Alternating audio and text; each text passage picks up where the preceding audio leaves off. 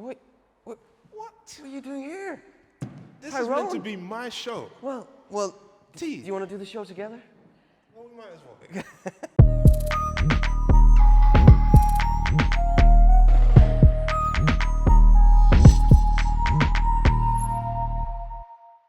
Greetings, everybody. Welcome to Talent Spotlight, the one and only show where we shine a light on the chosen talent, listen to their story, future aspirations, and watch them perform. I'm here today with the one and only Tyrone. Yo, What's going on, Tyrone? much. But it's good. It's good to be here, man. I really like what you're doing, man, and I really love how you're just keeping on thanks. pushing things. So Thank you, dude. Yeah. Appreciate that.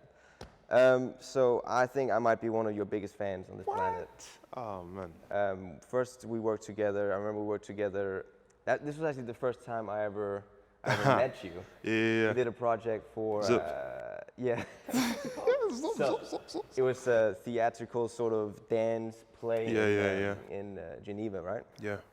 And I came into the room and I met the cast, and you guys did a freestyle session thing where you all sort of interacted with each other. Yeah. And I just remember that you picked up a book and you traveled around the room with this book, and you were like, I could not, like, there were so many people in this space, but I could not stop following your journey. And you involved everyone. And I know it's just a small moment, but that's when I first remember being wowed by your talent. Yeah. So how did it all start for you? How did you start dancing? And It was when I was in school, secondary school, man. A peer mentor came into my school on like a Black History event, did a show, and then from that started teaching classes at lunchtime. And at first I was like, nah, it's dead. I just play football. But then like I just thought I'd go down, and I guess the rest is history. His name is Six, that's his tag, and he danced for Boy Blue. And so, he kind of would teach us classes, and then he brought a lot of the sort of Boy Blue greats down to our school at end of year shows and other prestigious events, and really nurtured in us a passion for street dance and performing it, but then also freestyling, battling, pretty much a wide spectrum of getting into street dance. that's awesome. Yeah. I love it. And then what sort of styles did you then start to? Yeah, sure. So like I started in the street styles in a very conventional sense, like hip hop, popping, locking, waving, breaking. Yeah. And then it wasn't, until I started choreographing in my younger ages, with the group that we danced for, I would just mix them all together. But there was also this brooding interest in abstraction that I didn't know at the time. But I'd be creating very sort of concept-driven choreographies almost without the tools to do this. And it wasn't, years later until I started learning other forms of movement quality, other forms of music, that it just impacted my whole approach to movement. And so I started, becoming more interested in contemporary dance, flamenco, crump. Yeah. Obviously, that was like one of the things that I took the most. But it was really these, just developing a passion for movement in the widest sense of that term, that started to impact the way that I started creating. So you say that also that sort of opened up your musical sort of. Yeah. I know that you also play. Yeah. The saxophone. Yeah. When did that come about? So it was around a similar time. So in secondary school, I went to study. I was learning street dance, and I was also studying music. But there was a dude from my church who used to play saxophone. He kind of took me under his reign, and he, introduced me to what would be the Boy Blue of the jazz world, essentially called Tomorrow's Warriors. And from there, I would, be sort of doing jazz in some part of the week, and then be dancing at some other part of the week, and for a very long time, they were separate entities. I didn't really know how to connect them. I didn't really know why I was doing them. I just sort of was right place at the right time. But over the years, you know, it really started to consolidate into sort of a unified practice. And at the time when I was doing street dance, there wasn't really, you know, now you can go and do street dance at UEL if you want and higher education. Whereas for me, when I was growing up, that wasn't really an option. It was contemporary dance, ballet, or you know, just go into the industry. So I went and studied jazz music, and you know, was at school or university studying jazz, and then I'd also then sort of graduated into being into boy blues. So I was doing boy blue, and then university on the side, and that was my, you know, upbringing. Wow. So, I mean, I think you really managed to find your own voice, like Oh, thank you. with combining these two elements, of course, Yeah. but also just movement-wise, you are just so unique, and it's crazy. I mean, Bro. everyone will see in a second. Aha, when you hey, get to no perform. pressure, man, no pressure. But I'm just saying, no, you are phenomenal at what you do. How has it been for you to sort of, because obviously you play the saxophone, but I know you also produce music. Yeah, as well. for sure. And then of course you do the movement and the dance and then Yeah, you work. yeah. Is it hard to juggle all these projects at once? Yeah, completely. I can imagine. It's a lot of problem solving. Yeah. You know, it was very. I guess what I can say is the moment I started dancing to music I'd composed, Yeah. like it just changed things drastically. Because I realized that some music I made to be listened to, and some music I made to dance to, and sometimes some stuff wasn't working because I hadn't figured that out yet. So I'd have this real like composition that was, you know, just great to listen to, but then whenever I'd step in the studio, I'd be like, oh, something's missing, I can't figure it out. And vice versa, I'd have like something maybe that bangs and I want to move to, but then I want to play it with some live musicians, and it doesn't have that same rawness. So it took a lot of problem solving, which I still am, you know, in some ways still wrestling with how to marry between the worlds.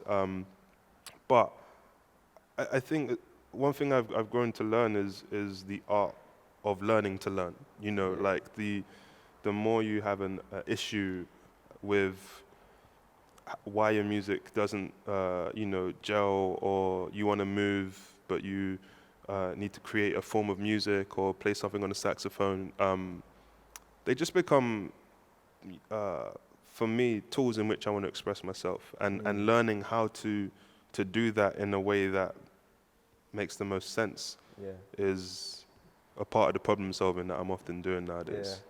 Yeah, no, I get that. It's very impressive. I'm very impressed by it. So we worked together. We did a project for my video. Yeah, Scream. The last one, Scream. Yeah. And you were a part of choreographing that scene. 100, yeah. It was the life jacket scene, which it had the refugee theme. Yeah. Do you think nowadays, with again social media being such a huge deal and sort of in many ways overshadowing our lives and taking over, do you think it's important that we value what we put out there, and do we have a certain responsibility to actually put some extra thought into what we put out? Yeah, basically. I think it's something I wrestle with. I think I sway to the side personally of taking more responsibility. But I understand why some people don't, and they just put out there. Maybe because of the artistic process, like some people learn just by creating, and then after 100 creations, they start to see what they're saying, you know. And that has been done before the time of social media. So, Very true. whereas some people are just very methodical, and they have, and they're content with making free works, and that's their masterpiece, and that's what it is. So, I think that, for me now, it's the proximity. It's how close we are to things and how that affects things. So, like, when I grew up, I couldn't compare my teacher to as many things now. Whereas now, you can have a younger kid look at their teacher and say, can you do this thing that I've seen on Instagram by this person?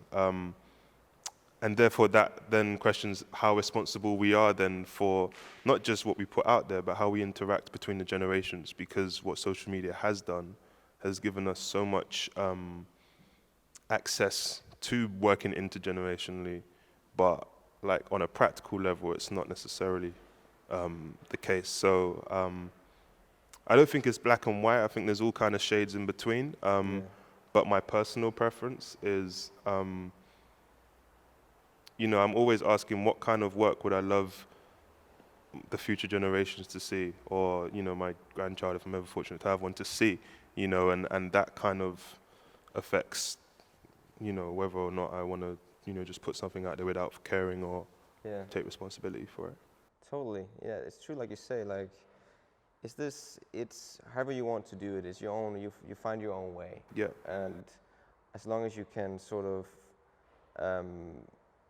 root for your choice, and you can vouch for, okay, whatever I'm putting out there, and like you said, the future generations, what they get to see.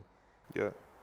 I think you and I we sort of feel the need to, we have a certain responsibility for what it is that we put out there. We have a lot on our hearts. Completely. Storytelling we would like to share. And that was the thing with Scream, right? Because it was, I mean, I don't know if we never like spoke about it in this way, but one of the things that struck me by it was like, you're trying to make something that stands the test of time. That when you reach a certain age, you're like, yeah, man, I really committed to that. Yeah, and it stays alive, and it's going to be there forever. Completely. And that's also, again, the whole point, because before social media, it wouldn't be there forever. Yeah. Not in the same sense, I guess. Yeah. So, as an artist, sure. Where would you like to go next? I think personally, I'm in a transitional phase. Yeah. I mean, I think as artists, you're always in a transitional phase, but it's become more apparent that I want to make work that's more multidisciplinary. And just through self-investigation, there isn't always a practice that is in line with that. So I want to be practicing in a way that's in line with where I want to go, and then I want the work to also be in alignment, you know. So, for example, if I want to be a multidisciplinary artist, I'm looking at myself going, how do you practice multidisciplinary, or do you practice in a very like separated, segregated way? And then when I start to create work, does the work feel multidisciplined, or, you know, is there still this imbalance, you know? So I guess I'm trying to transition into someone who has more alignment between how he practices and the work that he puts out as a result of that. That's great. So you're gonna do a little showcase for us. Sure. What are you gonna show us? Any tease? Yeah, it's an improvised work on a piece of music that I made a couple years back, actually. So I like creating from creations I've already made to see it in a new way. So that's what I'm going to do. I'm going to improvise on this creation. Fantastic. Tyrone, thank you so much for being on the show. Thank you. Bring it in. T-E. There we go. Hey. That was great. I shouldn't do that, innit? That's wrong. You can do whatever you want.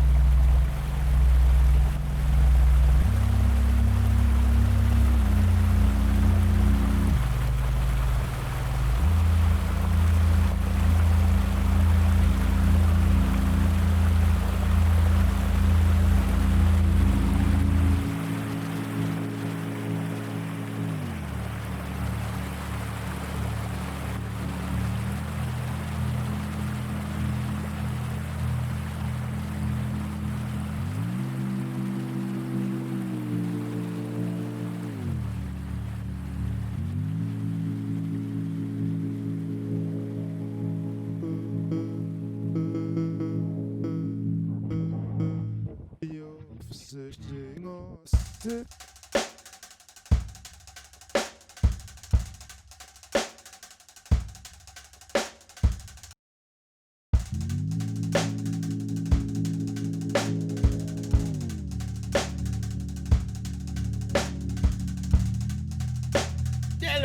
you clown a brother, dry foot, long foot, lamppost, you tip, brother. There's some wiseness. Every man should know this thing, There's a big man now. Everyone is a genius in the moon, right? But if you are going to judge a fish, it's ability to try and climb mango tree. Name is a damn blood clot fool.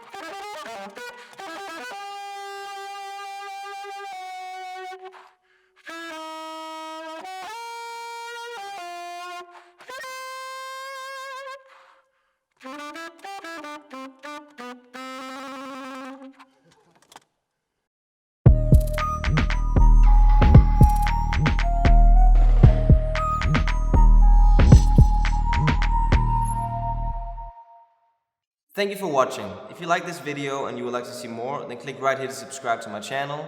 And remember to press the notification bell to stay up to date with new content coming out in the future. Till next time, peace.